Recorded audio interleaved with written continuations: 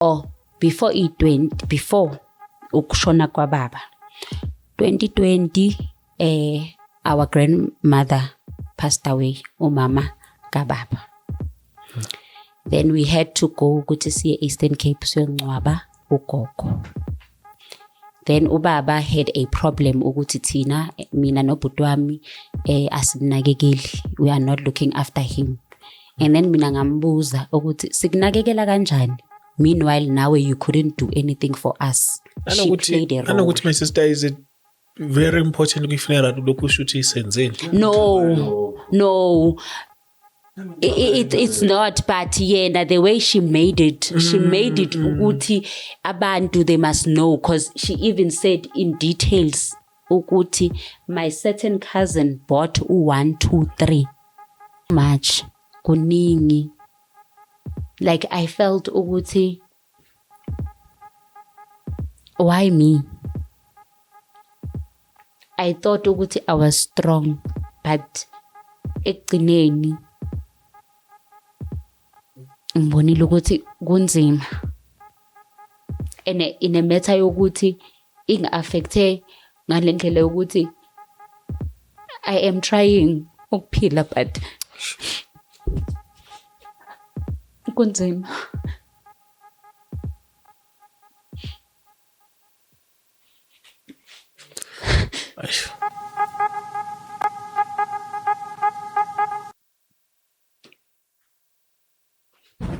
Yo mfana, kushaya istress.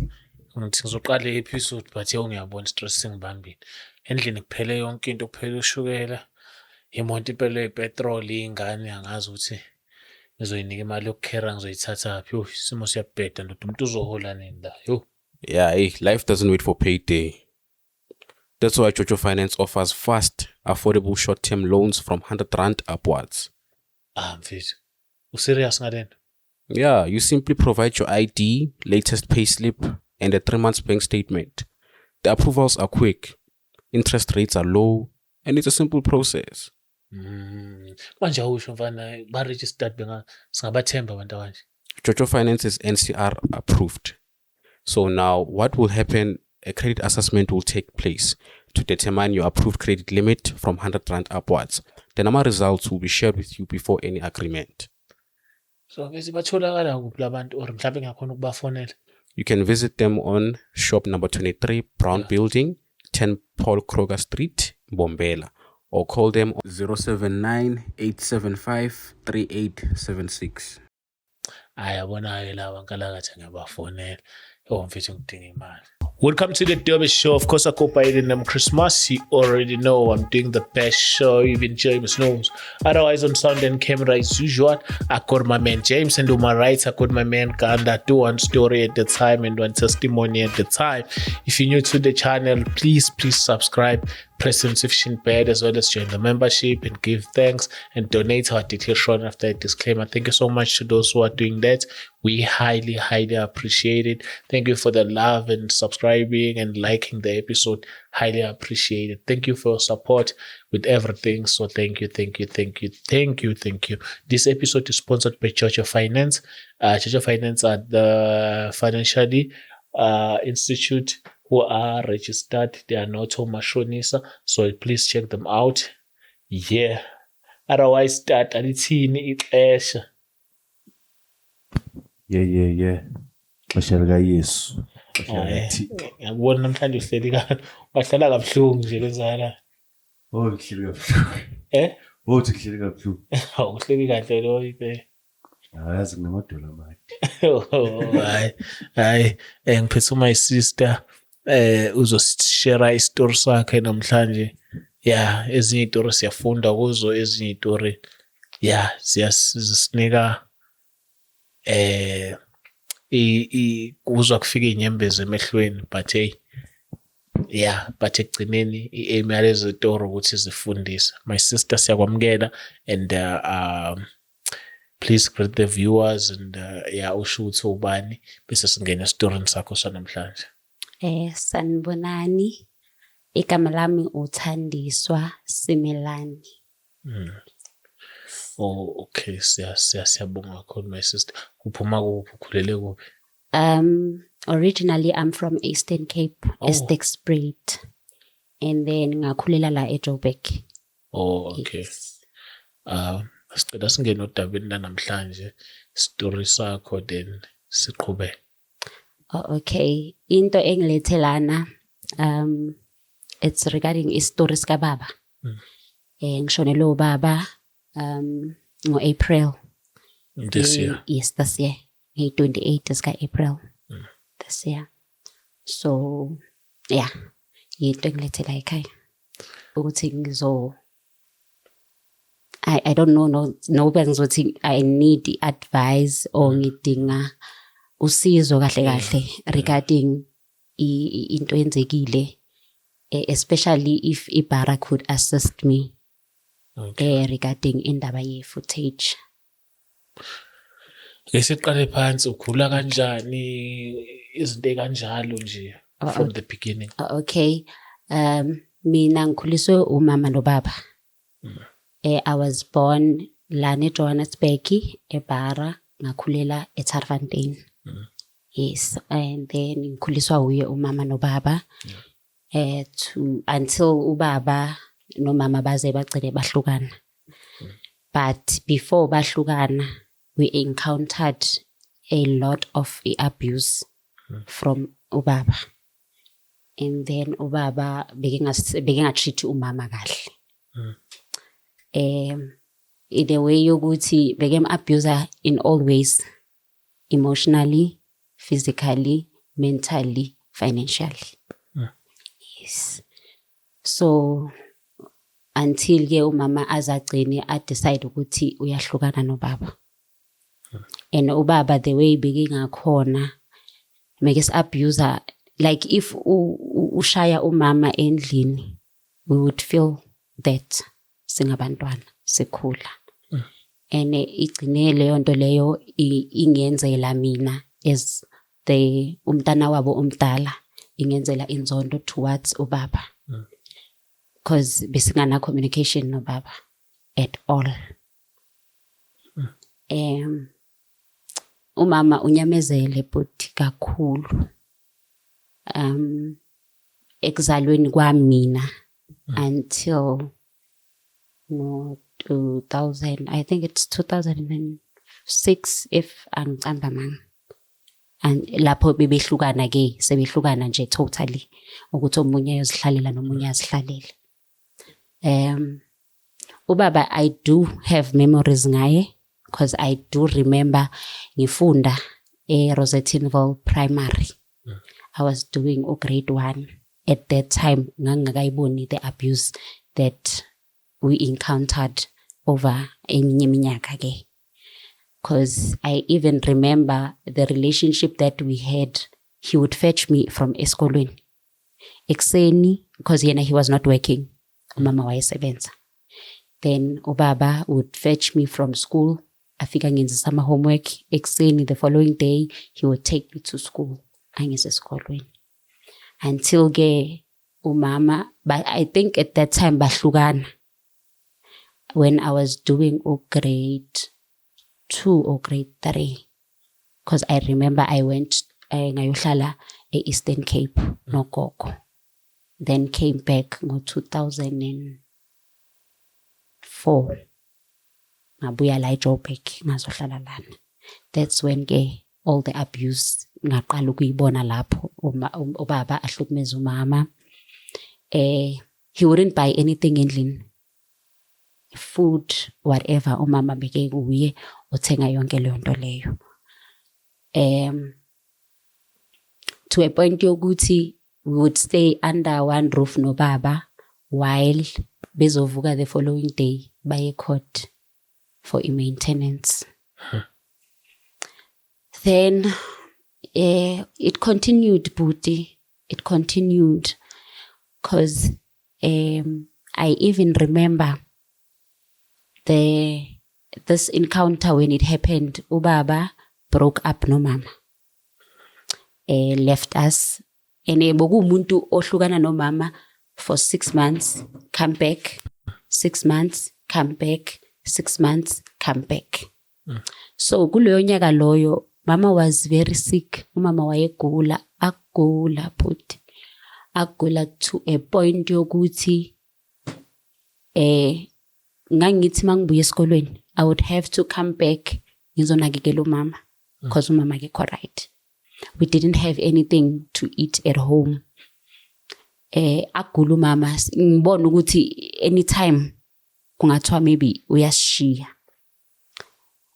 Then umama ugulile kanjalo esontweni bamupha this other imbiza ukuthi it's gonna help her. Wayiphuza umama lembiza waba right. Uthe makaba right ubaba wabuya. Ubaba uthe makabuya he confessed ukuthi mina and my girlfriend sihambile saye emuntwini. Masifike emuntwini ngatshela umuntu ukuthi I want you ukuthi like ushone so that I can see your kids ukuthi bazophila ngani. Okay, umama bekemthanda babethu because whatever that he did to him, to her, meke bana leyanto leyana ukuthi ubaba wabantwana bami indoda yami amxolele. He came back, sahlala naye umama wamxolela. Sahlala still nalapho. He came back, he was still abusive towards umama. Sahlala naye ubaba baba nobhuti wami. Because my brother, he's younger than me. Then ubhuti wami kena mekezalwa wazalwa bashada. That was before indaba yokuthi athi ufuna ukumbulala. Sahlala ke kunganankinga until ubaba recently manje njengoba ezoshona manje. Singana communication nobaba singakhuluma nobaba singenzi next. Then ubaba ugulile ke nge-20 sky April. My sister uhamba kanjani mayise senihlukana futhi? Masesihlukana it was a matter yokuthi umama uthi yena akasafuni ubaba. This time around was it was our mom saying I'm stepping away from yonke lento lena, I'm choosing me and my kids ukuthi ngizoziphilela nabantwana bami. I'm no longer going to be going up and down like ngihlukana nawe sibuyelana. Then bahlukana ngo 2006 or 7, I'm not sure. Because I remember lapho ngangiyokwenza grade 8. Yes, make behlukana that year. Then sahlala ke nomama naye wahamba yohlala la ahlala khona. So ubaba besingaso umuntu esibani communication naye. Mina nginganayo communication, but my brother did have a communication no baba. And then no mama didn't have a communication no baba. Then ubaba uhlala bekehlala eOrange Farm. Tina we were still staying at Tarfantein. Sahlala eTarfantein nge-20 or before before ukushona kwababa 2020 our grandmother passed away, umama kababa. Then we had to go ukuthi siye Eastern Cape siyongcwaba ugogo. Then ubaba had a problem ukuthi thina mina nobhuti wami asinakekeli, we are not looking after him. And then mina ngambuza ukuthi sikunakekela kanjani, meanwhile nawe you couldn't do anything for us cause nathi awusikhulisanga. People will think ukuthi just because we were staying with you under one roof you were doing everything for us, meanwhile you were not doing anything. Umuntu mekenza yonke into umama. So ubaba abe neenga yokuthi you are not my child, you are my brother's child. So ngimbuze mina ukuthi if you saying after at that time I was 30, ngithi after 30 years khane ubona manje ukuthi I'm not your child, ngumntana kabhuti wakho. Are you saying my mom was cheating on you ngobhuti wakho na? It happened on, I think it was on a Wednesday. Then on a Thursday, he came back, wazothi ucela uxolo. Ngathi mina, I cannot forgive you until uhambe uyokwenza i-DNA test and come back nama results ukuthi I'm not your child. Oh, okay. Sangcwaba ugogo, we came back eJohannesburg. He tried calling me because I remember my cousin calling me saying, Thandiswa, your father wants to speak to you. Uthi wena umbloke everywhere. He wants to apologize. I said the very same thing to cousin, ukuthi the day abuya nama results, ukuthi I'm not his child or ngumntanakhe, that's the day engizomxolela ngayo. Because he is insulting umama and nam angazi ngizothi mina ungenzani. Oh, okay. Kwangabi nandaba. We stayed ke ngamkhulumisi ngimbloke everywhere. Then nge-20 April this year, we got a call. My brother got a call from a cousin yam. Cousin wami mtshela ukuthi ubaba uyagula usepara. He is critical. Kumele ke sambe siyombona. Me being me, ngisasamkwatela ubaba ngithi ku brother yam, mina I'm not gonna go to the hospital because uyazi ukuthi mina nalomuntu mesingakhulumisana. So I'm not gonna go there. At brother yam, no, you are not doing it for him. You are doing it for yourself. Ukuthi nawe noma kungathiwa kwenzeka anything, you are okay. Ngithi mina, okay, asambeni ke. Sihambe on a Monday siyombona ubaba. Masifika ubaba kaMampela, he's critical, but babe besitshela ukuthi bayamkhipha emergency, bamsa ewadini. Masifika ke bathi no, sizombona ngabo 1. Siyeke ngabo 1 ewadini, sifike simbona ubaba. Okay, ubaba akasiboni at that day wayengasiboni ukuthi ngubani nobani. Then on a Tuesday ngingayi mina esibhedlela. So now we are communicating ne family yakabo baba. And we were not communicating ne family yakabo baba at all. For the past years uba mama ahlukene no baba. Besinga communicate, we didn't have any noma kuthiwa benze some family gatherings or whatever. Mina I didn't attend, but my brother would attend some of them. So ke siyeke masifika on Wednesday, because Tuesday I didn't go. Then on Wednesday masiya. Oh, before that umama atshele my cousin sister ukuthi ngifake ubaba umalume wakho e-society yami as my spouse. So anything that happens to your uncle, i-society yami izongcwabela yena. Uyabo? Oh, okay. Malumekazi, you did a good thing. That's a nice thing. Ngisambe siye esibhedlela. Masifika esibhedlela simbona baba all right. Then that very same Wednesday masiya, a doctor comes in. Then kukhona mina, ubaba omkhulu, and then my 2 cousins. Then udoctor makefika athi udoctor bengicela nizi introduce ukuthi ningabobani. Says introduce. The uncle says ngomalume, then ama cousins wami basho ukuthi thina singabashana baka David. Oh, okay. Ngithi mina no, mna I'm the daughter. Athi udoctor, oh, okay. That's nice cause ukhona. I need you guys to sign a consent form. Ukuthi David sizomhambisa simse emshinini. Since sithole the drug that we got kuye and the alcohol. Cause lento emenza ukuthi agule asazi kahle ukuthi yini. Even the mind is not longer ayisasebenzi kahle. It's 30 iphindi 10. Ngithi mina, oh, okay, so if nithi nizomfaka emshinini, is the machine gonna help him na? Athi lo mama lona, lo doctor lona, no. Umshini yes uzomsiza, but sifuna ukuchecka ukuthi what is the cause of everything kahle. Oh, okay.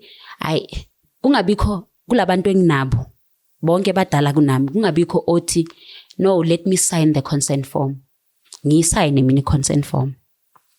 Masiceda kusayina consent form, sesibuyele ekhaya. Ngithi mina cousin wami, you know, there's something engangichazi. Ngifeel bad ngalento engiyenzile. Because ubaba bengamkhulumisi for so many years. If anything happens to ubaba, I feel ngathi kuzoba nezinkulumo ezizolandela. Athi cousin wami, no, Angeke kube nezinkulumo.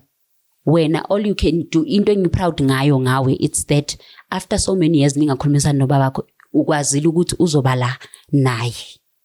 Oh okay. Sihambe ke siyendlini. Thursday siphinde futhi siyobona ubaba uright, baba uyahleka, ubaba uyarespond. And ubaba kuthiwe esibhedlele we don't bring him anything asimletheli next. Udla through umshini. Yes. Udla through umshini asimletheli next. Oh okay. Then ubaba Friday ngingayi esibhedlele. My cousin calls me, "Are you going to the hospital?" Ngithi mina no, namhlanje angiye esibhedlele. I don't have money to go to the hospital. Athi cousin wami, "Oh okay. Akunankinga but I feel ukuthi akekho umuntu egroupini oshilo ukuthi uyobona umalume esibhedlele." Ngithi mina oh okay, akunankinga. So on Saturday ngiye esibhedlele. Mangifika Saturday ubaba akekho right. He is coughing, uyakhohlela. So njengoba khohlela, there is something that's coming out emlonyeni. And this thing that's coming out emlonyeni, it's like ngathi ngamahewu. Ngathi amahewu. So ngithi mina ke ku auntie kababa, no, like ubaba ingathi akekho right namhlanje. So can I please ngakhona ukuthi ngihambe ngiyobiza one of the nurses to see ukuthi yini inkinga. Bathi bona ya ungahamba uyombiza unesi. So unesi while I was coming naye athi unesi nimpheni izolo ubaba, because we did say ukuthi ubaba akadliswa anything. Ngithi mina izolo there's no one ozile that we know of efamily. Akekho umuntu ozile from ifamily owaziyo ozile wazobona ubaba. Athi oh okay. Then the nurse avale the curtain. Angazi bekezama ukumdraina or bekemenzani lento bekemenza yona. Then ke after avule curtain ubaba seke right akasakhohleli the way esifike akhohlela ngakhona. Sihambe ke sivalelise kubaba simtshela ukuthi sizokubona kusasa on a Sunday. Siyahamba manje. Ubaba avume sihambe. Sunday again sibuyele futhi. Masibuyela Sunday sifike ubaba uyakhohlela but not the way bekakhohlela ngakhona izolo. He's a bit better. Ayisimbona ubaba sikhulume naye, uyangibona ngiyimuthandiswa nomunye uyangibona yimubanibani. Yes, I respond ngokuvuma because beke ngakhona ukukhupha amagama ngomlomo. Okay, sihambe futhi on a Sunday. Monday afona cousin, "Are you going to the hospital namhlanje?" Ngithi no, I'm not going to the hospital namhlanje, angeke ngikhona ukuya. Oh okay. Usisi wakhe, usisi kababa uthe uzoya ayobona ubaba esibhedlele on Monday. Oh okay. Fine. Monday kanjalo sifonelane, "Unjani?" Noko namhlanje nakhona bathi no, at least ungcono akufani. Oh okay. On Tuesday ngithi because ngisebenza ngishayisa early, ngithi no, ngizoya mangishayisa ngiyobona ubaba esibhedlele. Ngithi mangiceda kushayisa ngithola i-call ukuthi Thandiswa ubaba wakho ushonile. Then makasho kanjalo cousin ngithi mina oh okay. So manje sizokwenza njani? Athi no, we will have to ukuthi sihambe siye eBhara. Okay, sizohamba siye eBhara. Ngithi mina okay. Athi kimi efonini, "No Thandiswa, yazi umamam ungifonelile uthi bamfonile eBhara bathi ubaba wakho ushonile ene abo doctor bathi abakhonanga ukumsiza because the poison was too much." Mina the poison was too much athi ngithi mina oh okay, asambe siye eBhara so that if bathi poison, because udoctor azange akhulume ngepoison when he was explaining ukuthi ubaba yini inkinga. So which means whoever came on Friday uye lo muntu omphe something, since ubaba beke ngathi umuntu ochokekayo on Friday simthola aphuma amahiwu. athi ukhazini nami ngicabanga kanjalo Thandiswa ngithi mina okay masambe siye eBhara sizothi masifika eBhara siye labe lento kakhona ama CCTV footage siyocela ifootage ukuthi sikhona ukuthi sibone ukuthi ubani ozile on Friday. Athi okay yeah uza neplan ele right asambe masifika kaMampela eBhara sifike siye kule room liyana CCTV footage room sifike sisho kulobhuti ukuthi bhuti sicela usizo kanje nakanje sicela ifootage for Friday, this is what happened. So siyacabangela ukuthi maybe lo muntu ozile on Friday umphe leyo mahewu or whatever leyo nto kamphe yona, so sifuna ukubona ukuthi who was here on Friday. At lo bhuti no it's beyond me sisi ngicela ukunisa ku manager yami umuntu ozokhona ukuthi an assist.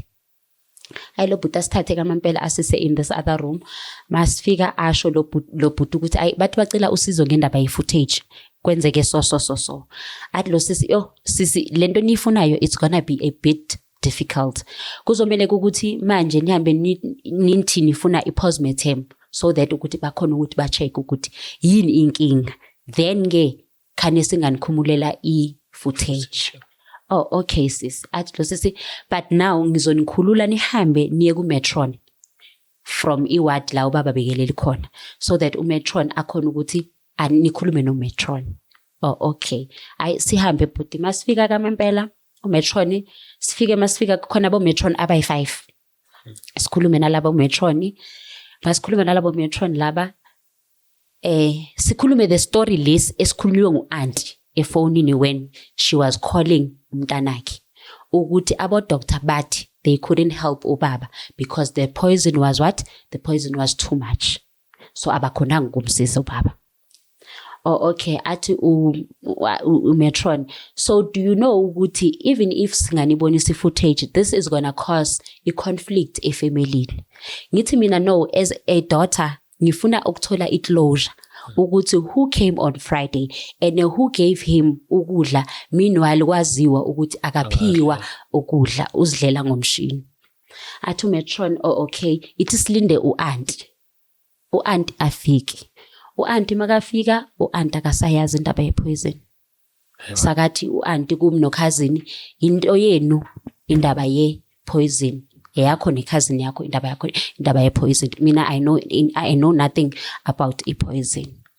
Ngithi mina ke kuMetron okay Metron ngoba istory sesiyashintsha it's better singasayenzi i-postmortem and singasayenzi nendaba ye-footage siyeke indaba ye-footage.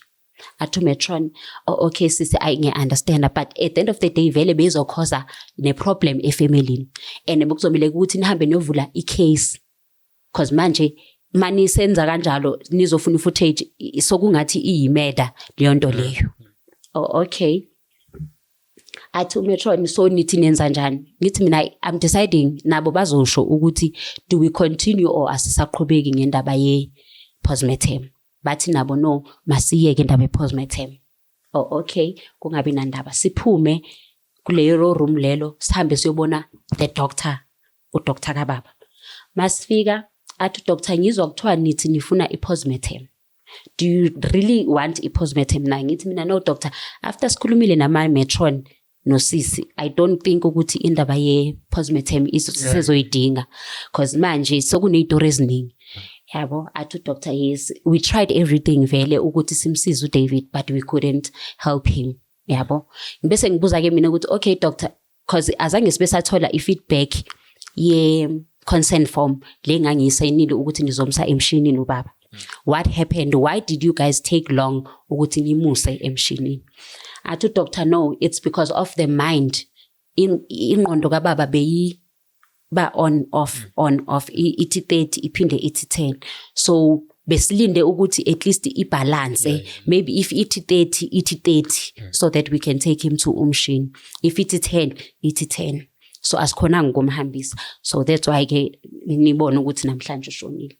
Oh okay sithi sisahleli kanjalo bhuti esibhedlele sifonele umama was married angithi kubaba. So sifonele umama simtshele athi umama athi brother yami no I'll come with umama esibhedlele then sizosuka sihambe siye Orange Farm siye kwababa. Oh okay kaMampela afika umama meke fika umama nomntana kithi, then we take an Uber. Siyahamba siya kwa baba. Masifika kwa baba, sifika kukhona the uncle, umalume ka baba. Kukhona the wife, the second wife ka baba. Then kube umamncane, udadebawo, kube yimi, kube umntana kithi, kube cousin. Then umama makafika, she says the very same thing that she said ku cousin before ubaba ashona ukuthi mina ubaba kaThandiswa ngimfakile e-society. So i-society, I'll have to contact i-society ngizwe ukuthi i-society izokwenza kanjani, izomncwaba kanjani. There's no one owamphikisa bhuti umama. Akekho umuntu owathi e-SCC ima kancane or thina as a family siqale sikhulume since wena naye nina maybe 20 years nihlukene ningasahlali endlini A1. Thina as a family, let us discuss, then when we will add you maybe after. They didn't do that. Bavele bavuma everything because umama ubatshelile ukuthi now i-society is gonna have to ukuthi iyomthatha from emoshari yasebhara iyomfaka emosharini ya society. The uncle agreed. Then at that same time ubhuti wami athi mina I feel ukuthi i9 zika May it's the right date ukuthi singafihla ubaba, because everyone at least manje inyanga eceda kuphela and then everyone will be able to ukuthi attend ini umncwabo. That's him saying I think i-date i-right. Then sivumelane sithi nathi sibona ngathi i-date i-right iyangi-9 zika May ukuthi ancwabe ubaba. Oh okay, ngabi nankinga. Athi umama ke kumalume malume ngizokufonela ukuthi i-society ithi iyenza kanjani. Kusho umama. Abamphikisi but they are not saying no, we don't want your help, we don't want anything of yours nje ayikho into okumele kuyenze abamphikisi. Umama the following day sivuke, it's me, my brother, no mama ne cousin yethu, amanye ama cousin wethu ayi2 abangabafana. We say good to them, nina nizosuka Orange Farm sihlangane eBara so that i-undertaker mayimthatha kube khona nabantu befamily yakhe, yabo. Hayi kamampela masifika sifike eBara afika umuntu we-undertaker, umuntu we-undertaker but ufike sokulate sekajahile athi yena he has to ukuthi ayolanda omunye umuntu somewhere else. Makafika ubhuti ayikamampela bamthatha ubaba ahambe naye. We don't know nathi singabantwana bakhe ukuthi uleli kweyiphi moshari. We didn't know. Ne? Because lo bhuti ufike sekethi no ngijahile, then imoshari izon contact yonke into. Kamampela ahambe ulen. At that time umama still she's doing all this, she's contacting abantu abadala from my father's side ukuthi manje sisemoshari eBara bazomthatha manje, imthathile manje moshari ihambile naye bathe bamusa endaweni eso eAlbertine. Oh okay, umama mo communicate nobani nomalume ngoba umalume uyo la eGoli omdala. Hayi sihambe sibuyele kwababa eOrange Farm siyochazela laba bebesele endlini ukuthi kuhambe kanjani ngendaba yemoshari. Okay, it was on a Wednesday. Thursday sivuke, masivuka Thursday, people are now calling. People want ama death certificate. Umama uhleli nama death certificate. They wanna go and bona bafuna ukuhamba bayo claima imali. Why is my mother uhleli namaphepha? Why ahleli namaphepha? The uncle even calls my mom athi kumamama umfazi kaSonwabo ufuna amaphepha. Why uhleli namaphepha? And then umama she's like amaphepha angakawatholi, asikawatholi amaphepha. Now my mom has to ukuthi pressurize abantu base society. Abantu base society ni ba pressurize abantu base moshari ukuthi we want the papers because abantu bafuna uclaim. Okay, amaphepha bodi afike Thursday ngabo 4 PM. Moyefika amaphepha sithathe phone swashoot then send them amaphepha ukuthi amaphepha aceda kufika manje. So now we will need ukuthi sihambe siyowa photocopy so that umuntu nomuntu azothola ini iphepha. Oh, okay. Thursday kanjalo ngoba soku late. Obvious amabhenki ayavala, they won't be able to go. Friday it was a holiday. Saturday ngivuke ekuseni but I went to a Boysen police station. Mangifike eBoysen I had ukuthi ngihambe ngiyowa certify amaphepha. Because bathe la isibasendele wona our certifying, so they need ukuthi bafuna la certify you. Oh, okay. Ngabe nankinga ngihambe ngeBoysen ngifike ngicertify amaphepha, then come back ngihambe ngiyowa scanner so that we can send them amaphepha. Mangiceda kwa scanner we send them amaphepha.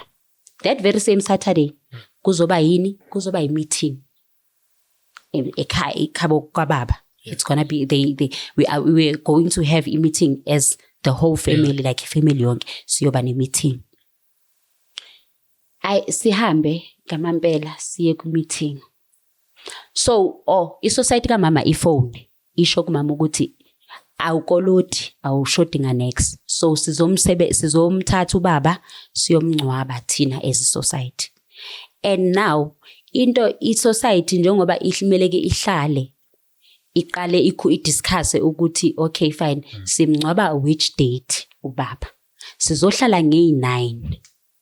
So which means nge-9 you guys won't be able to ukuthi nenzeni nincwabe ubaba. Thina as a society sizohlala, then we will tell you a date. So we are thinking ukuthi i date izoba ngengakhi nge-15. Oh, okay. Mamam and nalapho she's been getting calls from a society, then communicate with the family. Yeah. She's not doing izinto on her own. Ukuthi okay fine, he was my husband, ngizozenzela yonke into ngokwami. Ingabi nankinga. I-society sho kanjalo ithi okay fine izohlala nge-9, then nge-15 that's when they will be able ukuthi bahambe bayoncwaba ubaba. Umama uyabatshela ke ukuthi okay fine, society kamama beyikhipha i-casket, ikhipha inkomo, ikhipha i-transport yokuthi izomthatha from la imhambise yombeke Eastern Cape, and then it paid amakhaza. Okay, kungabi nankinga. Ayikho imali yocash. No, imali yocash ile eyenkomo kahle bamnikeza imali yenkomo ukuthi she's gonna buy inkomo because they don't know ukuthi inkomo iyimalini. Then they pay everything, the other things lezi they pay these other things. Yabo. Ingabi nankinga ke. Sifike kuhlala i-meeting. Umama mangithi seke bachazela ukuthi i-society ithi angeke ikhona ukumncwaba nge-9, izokhona ukuthi imncwabe nge-15.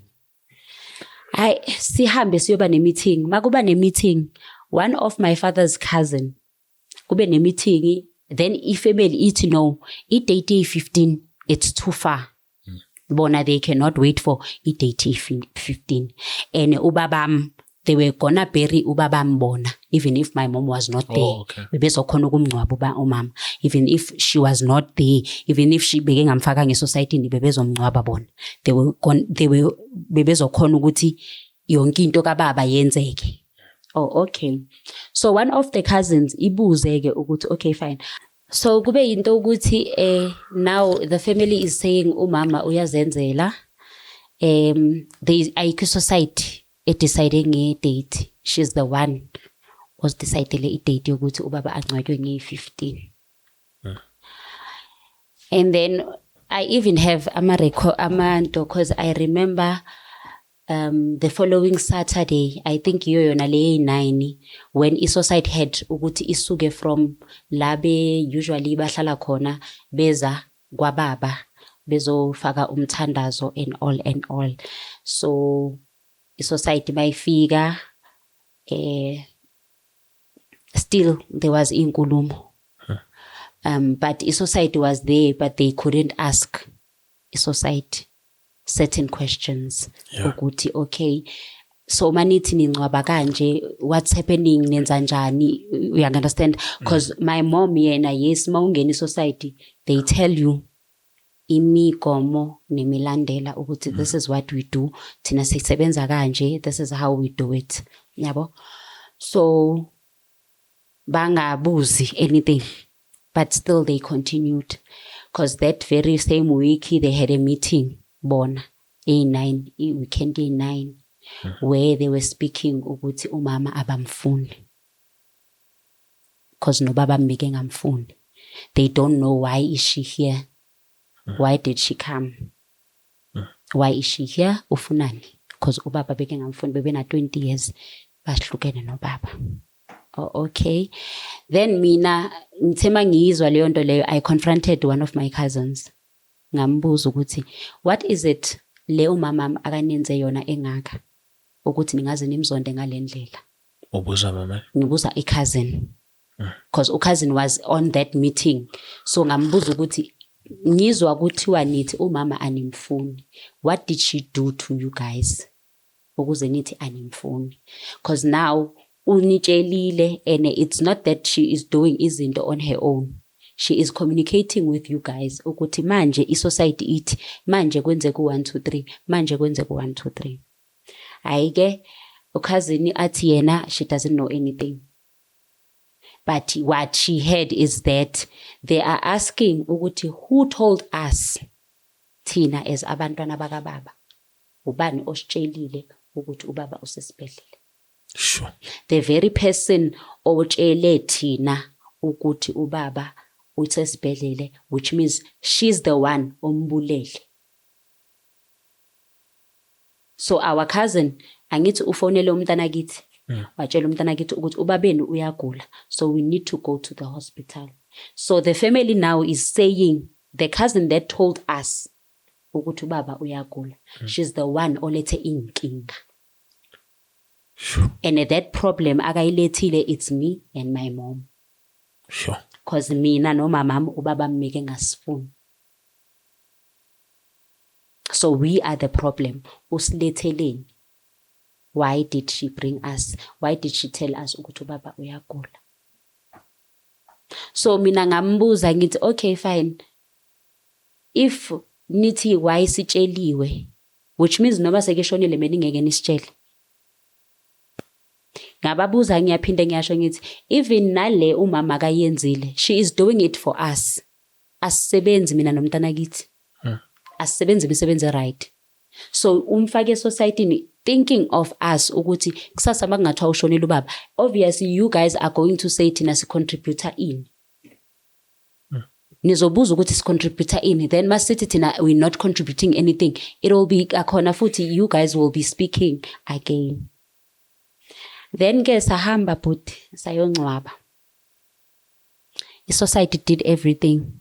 They balithengile ikhasketi, bamthatha ubaba from lana bamhamba bayombeke Eastern Cape, they paid amakhaza and then banikeza umama imali yenkomo.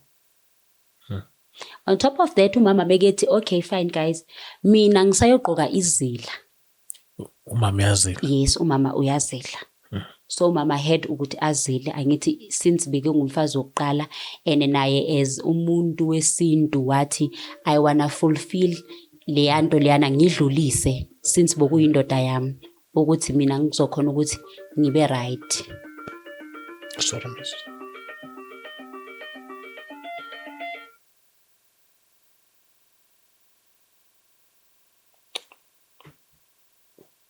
Ngizokhona ukuthi ngibe right, ngizoyizilela indoda yami ukuthi ngizokhona ukuthi ngibe right. So mina buti, because I was angry, I said to my mom, izila abantu bakini kungcono balithunge ngokwabo. Because after into yabantu bakhabo babami abayishilo ukuthi they don't want my mom anywhere near them, abamfuni. Ngathi mina it will be better if ifamily yakho ikuthungela izila, then ukhona ukuthi malugqoka lezila leli kwazi ukuthi you are safe ngendaba yezila. Sahamba kamampela buti, it was on a Monday, ubaba ezongcwatshwa on a Saturday. So sahamba saya khabo mamam, they did also nabo basho the very same thing, because now we felt ukuthi what if you understand ukuthi since balikhiphile igama lokuthi asimfuni and nendoda yakhe beyingamfuni, you understand. Then sahlala khabo mama Monday, Tuesday, Wednesday, we went khabo babam on a Friday. Masifika on a Friday, abantu abadala bamamkela umama nezila lakhe, washo abantu bakhabo mama basho ukuthi simthungelile umntanethu thina izila lakhe. So into nizoyenza ukuthi limgqokise lona. Bavuma. Yonke into was okay. Wafika ubaba, isidumbu sika baba, wangcwaywa ubaba on a Saturday. Then makangcwaywa ubaba on a Saturday. Yo, ifamily yakhuluma the way ithanda ngakhona. Yes. They're not even saying ukuthi umfazi wakhe nibona isociety ikanje, Yes. it's because of the wife. Nibona le casket lana, it's because of the wife. No. They only talked about them. Mina ngubani, I did 1 2 3. Yeah. Ubani bani wenze 1 2 3. They no longer abasakhulumi ngomama. Ukuthi umama imfazi wakhe uye o attend society, uye obhadara society, uye wenze 1 2 3. No. Ukusuka lapho umama umbulela ubaba. Sure. Yes. Wakwayo mama esibhedlela. Umama kakayi esibhedlela but my cousin once said kumama ungamphatha umalume if you could go to the hospital umalume ngaba right. My mom was like no, ngiya kanjani esibhedlela? Because at the end of the day if ngaya esibhedlela since nomalume wakho sixabene and abantu bakini bakhuluma ngami kabi, if anything happens to umalume wakho they would say it's me, so I'm not gonna go to the hospital. Yeah, good question. Yeah, hey. My sister, in the special, I want to ask you, do you trust our matron as a parent? Like, don't you think, Guti, like listening to your story, ne? From the moment that you know footage, basically, banchela or whatever story they gave you, don't you think, Guti, from like bibasaba mhlawumbe unikeze lo footage because they know the metron ayenza ngempela. Uyawathemba kahle lama metron. Yazi buti yabona manje you are bringing something ebengayicabangi because the way they convinced us ukuthi I postmortem and like cause basitshela ngokuthi if we want footage we will have to ukuthi sambe siyenze postmortem, then from a postmortem we will have to go and open a case because it will be into ngathi murder, we understand. So now that you're bringing that up, you're bringing it up ukuthi do I trust them? Maybe they did something bona, I don't know, you understand. So because the way they indlela bas convincing I don't want to lie. Ngoba we ended up sesisho ukuthi ngcono vele singayenzi. Ngiyakhumbula igama la metron. Yo. Igama ngilikhumbuli, but the face, if I could see ubuso babo I would remember them, but igama lakhe angisakhumbuli. Like I'm saying this because anyazi no metron ababheda who are especially para I think sonke sayihamba ibhala. Awone ibhala ngaba metron abulalayo. I can tell you that for free. Nama metron abulalayo, it's either basebenzisana nama undertaker or a family member can go And say something. and I'm bribe. Athi konke bakujova yona vele mawugula. Konke bakujova yona, I think uyashona nje within 3 days iviki ngathi nini. Yeah. Like health like vele yehle nje. And Tutsi bamkhokhele 1,000 rand. And because into exakayo iyo yona leyo, even nakhona the way basho ngakhona but that very same day ekseni the doctor called uaunt angithi wathi ngiyamthatha manje ubaba ngimsa kwiscan ne, because uaunt uthi I think uthole that call around 7 or 8 if I'm not mistaken. Late. Ekseni in the morning ngabo 7. Then all over the sudden ngabo 9 10 sebephinde beyamfonela ukuthi ushonile lo muntu loyo ene bebengakamsi escanning. Qhubeke kwi-funeral, my sister. Oh, okay. So, kwi-funeral, then, okay, my cousin, one of my cousins again, she was MC. She's the one owakhuluma ukuthi a certain cousin wenze u1 2 3 and then ubani wenze u1 2 3. There my mother is not mentioned ukuthi umalumekazi or umfazi wakhe wenze u1 2 3. Ukubuza before uqhubeka. Where's the other wife? The other wife, she is there. But kuthulekile ngaye, she's not saying anything. She didn't contribute because I remember my cousin saying ukuthi they don't wanna involve her. Kwaba kubhekana nabantwana naye. Unomntwana oyi1 ongumfana, the last born. Okay. Yes. So the cousin said the family says abafuna ukumi involve kakhulu. Yes. So she didn't, I don't remember bethi nayi 1,000 rand or nayi imali yenkomo uyikhiphile or nayi imali so even at the time cousin ikhuluma lapha yana, she didn't say anything about her. It was just family. It was just nje family. Yeah. Yes, and then no mom, they didn't say anything about her ukuthi maybe this casket it's because of her or like maybe noba even if akasakhulumanga every details. We understand. And we were not looking at that, but we thought ukuthi since bokubanjisene, it was supposed to ukuthi maybe kube yinto ukuthi mara umfazi wakhe, even though bebengekho together for so many years, she played a role. Ukuthi my sister, is it very important kwi-funeral lokhu ukuthi isenzeni? No. It's not, but yena the way she made it ukuthi abantu they must know, because she even said in details ukuthi my certain cousin bought u1 2 3. My certain cousin wenze u1 2 3. Yeah, man. Yes. Okay, my sister. Yes. So sangcwaba saqeda waliqoka umama izila. Waliqoka umama izila. Because thina izila besithebhudi since bebengasahlali isikhathi bethu.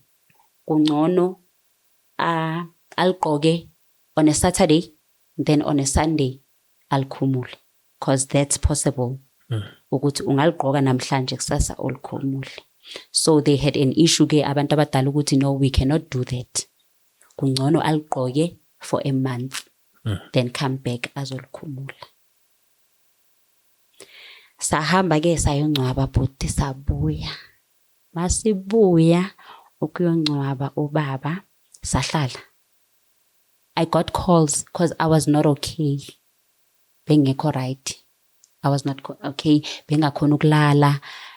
Like nje bengekho right, because I thought ukuthi indaba kaBaba won't bother me, like angeke izingihlukumeze kangakho, but ifike yangishaya to a point yokuthi I even spoke nakumama ngamtshela ukuthi I never thought ukuthi lento lezo ngiphatha kabuhlungu kanje, but it's hitting deep. Iyangishaya. Then my cousin calls. Thandiswa, I can see that you are not okay. Like you are not. Ndithi mina I'm not okay, because ngidinwa nayi inkulumo, because each and every now and then there's something that's coming up. Kuqhamuka something. You understand? To a point yokuthi athi yena ya nami understand ukuthi why, because manje sokuyi fault yam just because I told you guys ukuthi ubabeni uyagula. So now I'm the one who killed my uncle because of nilethe nina nomamakho. Oh, okay. Ingabi nandaba. Then my mom calls her, cousin, ukuthi ngiyahamba ngiyokhumula izila. I'm letting you guys know. Angiceli any assistance, but ngiyanazisa since ikhaya kuyelenu. So I'm letting you guys know. Then cousin uyavuma, okay malumekazi ngoba uthi uyokhumula, it's okay. Cousin calls me on a Wednesday, tells me ukuthi ngumntwana angazi next ngento zamazila. Thandisa, the family is iyakhuluma. Bani ogqokisa umamakho izila? Ubani ogqokise umamakho izila? Ubani ozokhumula umamakho izila? And I'm like, dude, angingeni ndawo. I know nothing about these things. That day, ngimbuze ukuthi okay fine. That day umamam alethwa khabo babam bazomgqokisa izila the following day. Why abantu abadala bengazange bambuza ukuthi ulithungele ubani izila? Uligqokiswe ubani? Why lezo zinto zizoqhamuka manje? She doesn't have any answers. I'm also a child, Thandiswa, angaze ngashonelwa indoda. I know nothing. I tell my mom, umamam athi Thandiswa yazini, all I want ukuthi ngicede lento engiyenzayo. Then angifuna ukukhuluma.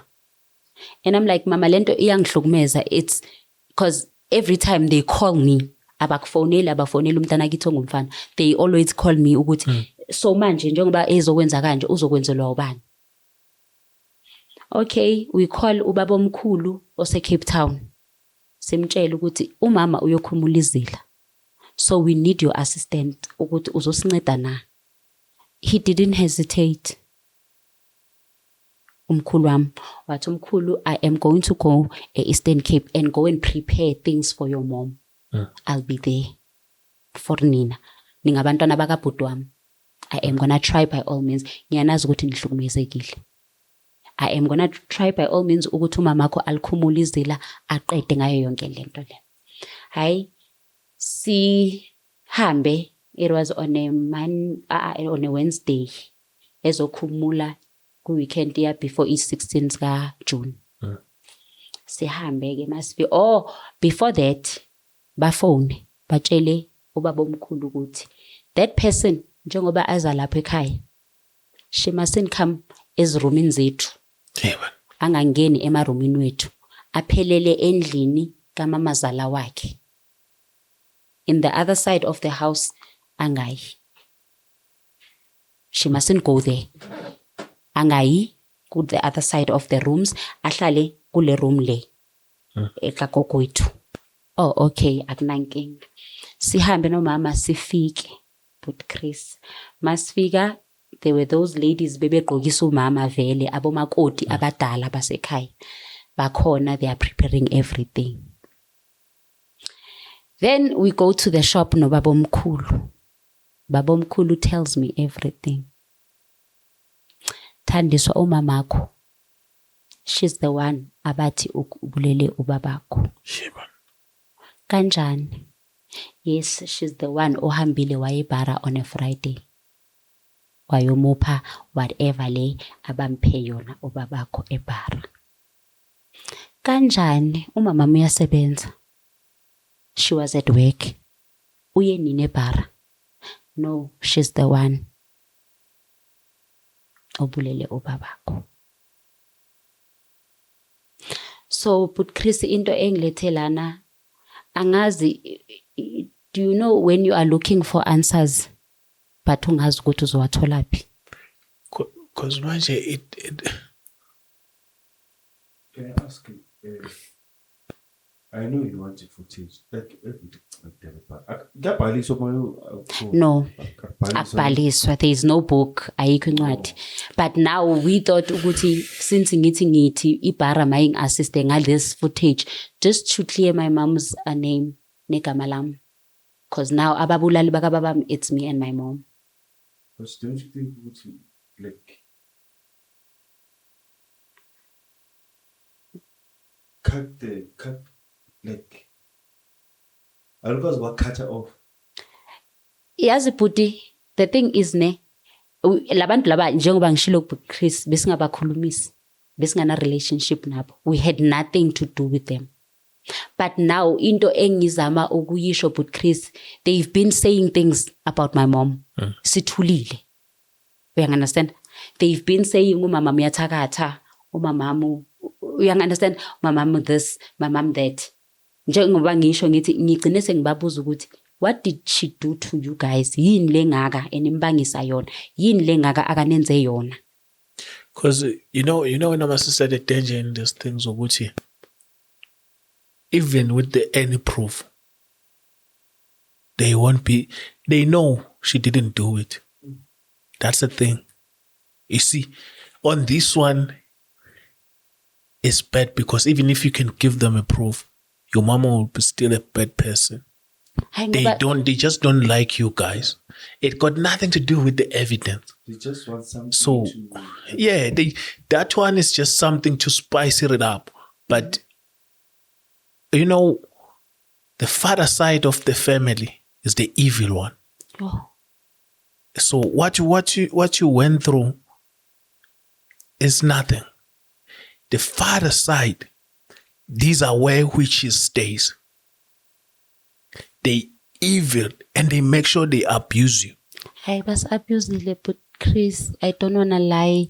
Angifuni qamba manga yabona njengoba ngangikubhalela imessage ebusuku. Ngigcine sengenza into ebengacabanganga ukuthi ngayenza. My sister. Ngigcine sengenza into ebengacabanganga ukuthi ngingayenza because I felt ukuthi it's too much. Kuningi. Like I felt ukuthi why me? I thought ukuthi I was strong, but ekugcineni ngibonile ukuthi kunzima. And in a matter yokuthi inga-affecte ngale ndlela yokuthi I am trying ukuphila but kunzima.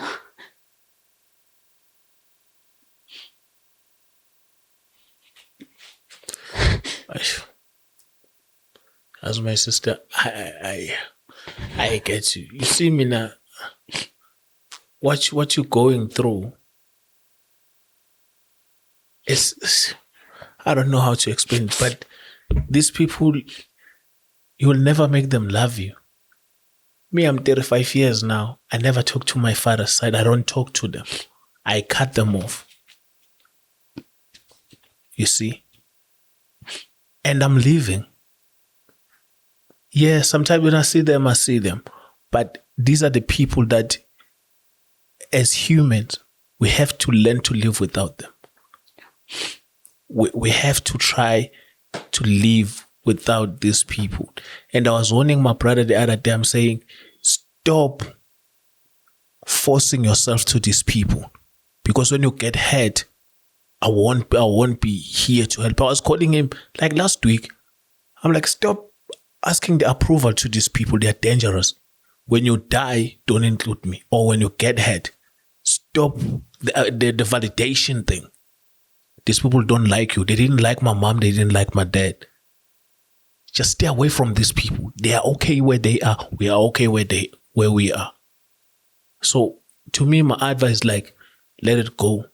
These people, even if you can try so much to be, even if you can be a pilot now, these people will never like you. You will never do anything that will say, hey, ingane kaput wethu. They will never, they hate you. That's your father's side. Yeah. Can I say something, my sister? My advice from me to you. Number one, Mzoti, cut. Try. I know it's hard, ne? But try. Cut. Khulula inhliziyo, dedele wonke. Vula inhliziyo, dedele, khulula inhliziyo. Live your life. I think the only person you should be grateful for, usasenayo baba omkhulu, lo okhulume nawo akusiza. Yabo. Usasenayo baba. Maybe I think uyu muntu ke ungaba ne relationship naye usakhuluma naye. You understand? But things I'm wish ukuthi mina I see a family engenaqiniso ebhedayo ekhohlele because if that's how they felt from the beginning, bebengeke baze bavumele umthakathi enqaba ubudwa. That's the thing engishoyo ukuthi they were supposed to ukuthi makabatshela ngendaba ukuthi ngimfakile society but no. Yeah. Don't bother yourself. We will do it on our own. Whether you are doing it for your kids or you are doing it for who. Asinandaba. Tina, we will do into yethu ngokwethu. But they didn't do that. Instead of that, izinto zilibele ziqhubeka like bayakhuluma and after bekhulumile lokho bazokhuluma lokho, after bekhulumile lokho bazokhuluma lokho. Khatha my sister, wena unhliziyo khathi and ucelele nubo wakho la khona kale ngoxolo, umxolele naye for everything that he did to you guys. Umxolele nje uphume nje ezintweni like abakusize ngamix and abakusize ngamix. Mina for me, yes, if it happens olalele la eBara, if niyakwazi ukudonsa footage, maybe that will help for you closure, but mina that's all I want. Ukuthi it is because nabo ngabatshela ngathi all I want it's just to see the person. Uyanganasenda but and the worst part ngifuna umamam. She's the only person that we have, Tina. Ngaphandle kwakhe we have no one. She's the only person esinaye and thina masingaluza yena asizuba na next. Asingeke sibe ngabantu, like it will be the end of us, because at the end of the day she's the only person esinaye. So if bezokwenza lento abayenzayo, like, so I wanted ukuthi at least le footage itholakale, even if they don't come and apologize, I just want to clear my mom's name. I just want to clear nje igama lika mama ukuthi naye akhona ukuthi athola ukuphumula, because naye this thing, but I don't want to lie, she is acting strong but iyamudla, iyamhlukumeza now and then, and umuntu like yena, yes, uzokutshela ukuthi yazini I don't care about those people, they've been treating me bad ever since, but at the end of the day umuntu azokubiza ngokuthi umbulele for ini. Sina 20 years le umuntu singana communication naye, singakhulumi naye, but then manje bazothi they coming back, yeah, uthandiswa nomamakhe. Sure. Yes, ubhuti wami, I don't want to lie, they are not even including him that much, but it's me and my mom. Beke umalume beke nganifuni wena nobabakho. Umalume beke nganifuni wena nomamakho. So why?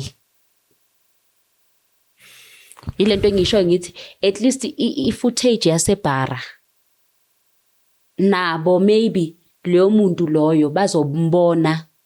It's them, they don't want the footage. Then bazo My sister, here let's not beat around the bush. He's them. Chances are there was no one. Because manje umkhulu uze washo wathini njengoba besihambile, like there are people abamfakile ubaba kuma society wabo or kuma bank wabo, but they didn't take out anything, they didn't do anything, they took their monies and put them in emapokotweni wabo.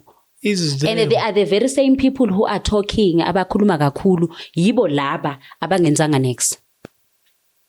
You see your cousin who's busy calling you, he knows all the stories. He's just wasting time. He's them. They don't want the footage. The footage is the worst thing that will happen to their lives because it will reveal who they are. They don't want that. The footage can be for you to see that the father side, how evil they are, and it will hurt you more. I'm afraid, because what you're thinking right now, thinking that maybe might be them. No, there's no maybe. It's them. They evil like that. It's them. Because mina into bengifuna ukuthi nje igama lika mama nelam but Chris libe cleared. If bona they did that, angithi even if they did it, it's their own problem. Because at the end of the day, into engayifuni iyo yona wona but Chris, if they did something, then bazofuna ukuthi bapushe the blame on someone else. Umuntu ongenzanga lutho. Umamam didn't go to Bara. Umamam didn't even eBara uye ngalelanga sokuthiwa indoda yakhe ishonile. That was the only time. Nakhona kambonanga, sithole seyibemthathile bemhambisile bemsemoshari. She didn't even ayikho nje into akayenzile. From there sasuka saya kwakhe ubaba sayohlala kwayodiscusswa indaba ukuthi ungcwatywa kanjani nini. That was it. So into bengiyifunela i-footage but Chris ibhara if inganginceda ukuthi basibonise i-footage of that day yangaleyo Friday leyo. If bona it's one of them sokuzokaba yabo, mina all I want is to clear my mom's name and my name, cause mina kahle kahle, which means umamam she was sending me. In other ways, yes. In other ways, bona the way beyikhuluma, the way beyisho ngakhona ukuthi why did they tell us ukuthi ubaba msesibhedlela, which means umamam she would give me something ke ukuthi ngihambe ngiyobulala ubaba. So that's why ngisho ngithi I just want to clear my name and my mom's name. Because my sister, for the fact that yabona into loyisho ukuthi ubaba wakho the time ekhohlela ngathi yes, ingathi uvalekile cause leyanto leyana bowubona but Chris ukuthi umuntu wakhona ufike wamphuzisa this thing engathi ngamahewu or umdoko. So now it's sitting lana cause lo muntu akakhona ukugwinya ngokwakhe udla ngopipe. Yeah. So mangifika mina on a Saturday uyakhohlela. That's when I saw ukuthi manje make libela khohlela nayi iyaphuma so emasayidini silibele siyamsula. I even said ukuthi lento lena, which means ukhona umuntu omphile something cause no nurse uze wabuza. And efamilini kuyo yonke they knew ukuthi akaphiwa next. Let me ask my sister. Till ufike Saturday. Abu Metro no babuza ukuthi was there a visit on Friday or kanjani? Usister lo osizile buti uvele wathi mangiya kuye ngiyomcela ukuthi ngicela azo assist ubaba uyakhohlela, because I even said ku auntie wakhe uauntie kababa if besikhona simenze kanje so that maybe this thing njengoba ihleli la ayikhiphe, you understand. So usister makeza athi nimpheni ngoba lo muntu sishilo ukuthi akahle. That was the sister ethi nimpheni. And then Tina, our answer to the sister was, we don't know who came yesterday. Asazi ukuthi ubani ozile on a Friday because siyibona nini on a Saturday. So asazi ukuthi ubani ozile Friday. And nabo phela abo sister baseBharamna, there's one thing that I noticed when you go in abakubheki nasebusweni. They don't look at you good, who are you? Awubhale bara. You go in, you just go in. Uyangena, uye wadini, mawufika wadini, security so uyangena, in the security foot. Uyangena nje. I took jail, I'm full with someone. Maybe if there's a good Samaritan who will be watching this video, maybe who's oxygen in the footage. But I'm full with someone at the jail. A para, unababulali. And the chances are maybe akuna muntu ufikile wadliswa hapo everything. Okay. There's a high possibility ukuthi it was done by one of the sisters or Metro nana, because they do kill, trust me. Mina ngayibona yenzeka. Ene ngayibona yenzeka ngaze ngasho ukuthi yabona namhlanje njengoba siphuma kule road sizothola ikhona. And it happened exactly the way we show call. So things I'm going to show you, like,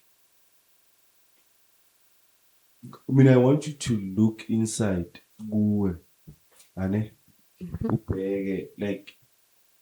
I get it kuti tema lakho babakho, but this thing yokuthi bathi nibulela ubaba, like isuka from the Eastern Cape. Like I'm trying to understand ukuthi ini affect kanjani, or maybe emphakathini bathi nababulala, or it's just them saying it's just them, because njengoba ngisho ngithi masihamba nomama manje make yokhumula izidla, that's when remember Christmas year emncwabeni beyingekho le ndaba yokubulala. It was not there, but only now when we got a Eastern Cape ukuthi your mom actually she's the one. Ama sister mina ubulale ubabakho. I-advice yami ukuthi khathani labantu off and live your life, because there is no proof labantu abayifunayo. They are just made like that ukuthi bafuna ukuthi sobuhlungu. cut Hayi them ngoba off. shem I don't wanna lie bangidimazile mina. Hayi. I thought I was strong and I thought ukuthi whoever osho something or ongenza something I wouldn't care. But bona this time around The only thing mina that I can say is to you, getting a counseling and move on to your life. Don't mind them. I want the cousin yakho lokunokhonta nayo. Blocker, the only person ongacontact nayo is your ubaba omkhulu wakho because it's okay. yes, I ngoba shem I don't wanna lie. Yabo. Yena even namanje he was the one who was standing with us umama njengoba bekenza umsebenzi. She was the only one. He was the only one obeke khona enesayenza umsebenzi saceda. So yeah, my sister, when I tryna get things ukuthi zibe right, no mom wakho nihamba ama processor right, to the counseling and move on to these people. And the truth will always come out. Ungayijahi. Yeah. And sometimes I wanted to tell you this. So sometimes befuna ukubuza uyakholelwa kuNkulunkulu. I do. Yabona sometimes uNkulunkulu uyasiyeka. And usiyeka because like uyachela kuwe because wena ufuna ukuzenzela or ufuna ukuzilungisela izinto. There are certain things okumele uzelele kuNkulunkulu. Zizozenza like wena nje thandaza unikele kuNkulunkulu. I want to find out this zizovela one way or the other. So when you try and fix izinto ngokwakho uyamchelisa uNkulunkulu uzothi ngoba athi sibone I mean So just yakwazi ukuzenzela athi move So mina ngibona ukuthi uzowenzani that uzokhona you na. just need to let go and Yeah, ask just- God to reveal things. Bona bayabambela bazovela bangaxabana nabo ngokwabo sebathukana sebadayile sebathuka wena wabulala ubhuti wona wenzani uzozirevealela izinto just let go philiphili yakho where you just need peace nje empilweni yakho ask for peace ukhulule inhliziyo phela. Yeah, finish, my sister. Because they will keep on hurting you. Even if you have a proof, they can. Uyabona yokubela kakhulu if le proof benga acknowledge ususebenze kangaka ufike nayo uthi nayike iproof cabanga ususebenze kangaka then they were like hayi ayisayikho lento yakhe. Uyabona, it will kill you more because there is no evidence that will be enough for For them. them. Bona they made their decision ukuthi hayi Because mina mengize ngisho but Chris ngithi yazi even if bona or whoever ke a suggestion nesangoma ke esizovele sisho ukuthi hayi bo okanye whatever like anything nje ezovele nje like Mamela my sister. Mina ngithi kuyophuma la. One thing engizokutshela ukuthi uyenze. Mina for mina ngisebenza angazi ngabanye abantu.